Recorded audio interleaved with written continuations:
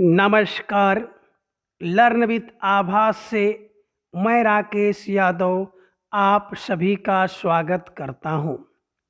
आज हम संज्ञा के तीसरे भेद या जातिवाचक संज्ञा के अंतर्गत आने वाला एक प्रमुख भेद द्रव्य या पदार्थवाचक संज्ञा के बारे में जानेंगे। तो सबसे पहले हम लोग देखते हैं कि ये जो द्रव्य या पदार्थवाचक संज्ञा है इसका शाब्दिक अर्थ क्या होता है।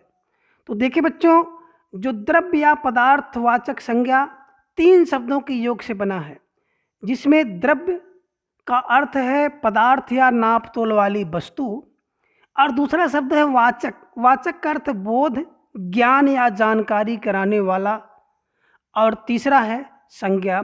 तो संज्ञा का अर्थ है संज्ञा शब्द या शब्द। अर्थात संज्ञा के जिस रूप से किसी नाप तोल वाली वस्तु का बोध हो, ज्ञान हो या जानकारी हो, उसे द्रव्य या पदार्थवाचक संज्ञा कहते हैं। किसका? अगर संज्ञा के किसी रूप से या किसी शब्द से किसी द्रव्य या पदार्थ का जिसकी नाप तोल होती हो उसका बोध हो, उसे द्रव्य या पदार्थवाचक संज्ञा कहते हैं। और दूसरा अर्थ देखें कि जिस संज्ञा शब्द से किसी पदार्थ या सामग्री का बोध हो, जिससे कोई वस्तु बनी हो या बनती हो, उसे भी क्या कहते हैं? द्रव्यवाचक संज्ञा कहते हैं। अर्थात कोई ऐसा पदार्थ हो या सामग्री हो जिससे कोई वस्तु बनती हो या बनाई गई हो, उसे कहते हैं द्रव्यवाचक संज्ञा। और संज्ञा का तीसरी परिभाषा देखें कि जिन संज्ञा शब्दों से किसी धातु अथवा द्रव्य पदार्थ का बोध हो, उन्हें द्रव्यवाचक संज्ञा कहते हैं। अर्थात इन्हें नापा तोला जा सकता है लेकिन गिना नहीं जा सकता है। और दूसरी बात, जो द्रव्यवाचक संज्ञा होता है ये सदैव एक वचन के रूप में प्रयोग किया जाता है, इसका बहुवचन नहीं होता है। और अगर इसका बहुवचन रूप हो जाता है तो क्या बन जाता है? जातिवाचक संज्ञा बन जाता है। अर्थात आप कह सकते हैं कि द्रव्यवाचक संज्ञा सदैव एक वचन में प्रयोग किया जाता है, और अगर द्रव्यवाचक संज्ञा का बहुवचन रूप प्रयोग किया जाता है तो जातिवाचक संज्ञा के रूप में प्रयोग किया जाता है। अब द्रव्यवाचक संज्ञा के कुछ उदाहरण आप देखें जो आपको स्क्रीन पर दिख रहा है, और आप चाहें तो अपनी सुविधा के लिए स्क्रीनशॉट भी ले सकते हैं। पहला क्या है? धातु।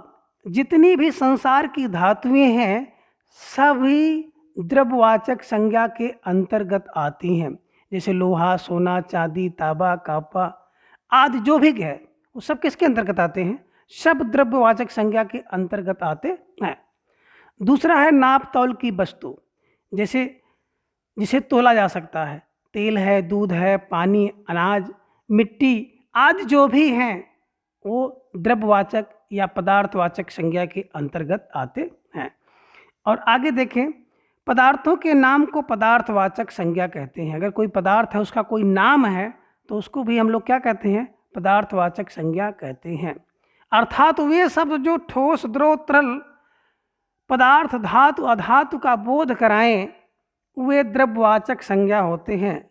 अगर आप इसी पांचवी परिभाषा को ही अपने दिमाग में रख लें कि कोई ऐसा शब्द हो जिससे ठोस, द्रव या तरल का पदार्थ हो उसका बोध हो, धातु अधातु का बोध हो, तो उसे हम लोग द्रव्यवाचक संज्ञा कहते हैं।